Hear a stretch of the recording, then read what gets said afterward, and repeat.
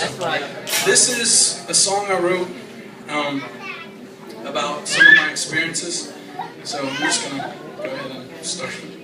He came in the disguise of an old man with a weary soul, a home that he claimed he didn't have, and I'm sure that the story he told was nothing short of the truth. On Highway 182, in the middle of the day, the sweat poured down his face, but the peace he displayed amazed me. He told me he came from Florida looking to find a job, and the bag that he carried was all that he got, but I didn't have much to offer him.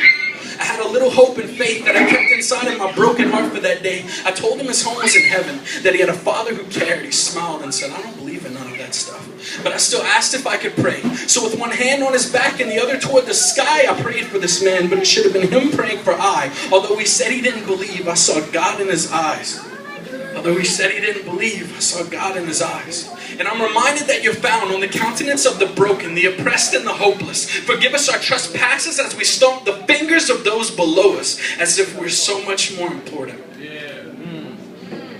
She was only 17, but her baby was sound asleep, despite the rumbling sounds of vehicles passing down the street. I couldn't help but think, it's not safe to be out this late at night, but it was just a thought as I was passing them by. And sometimes I try to make excuses, and my pride I must refuse, because I know I can do more for the hurting, the lonely, and the abused. But I just turn my head because I can't bear the thought that I'm abandoning you. But I find it true that we speak among the liars, shake the hands of wretched thieves. Among the poor, we are the beggars, the blessed children in need. So I ask of thee, do you see Jesus when you look at the least of these? If the image of Christ is found on the face of the least of these, do you see Jesus when you look at those in need?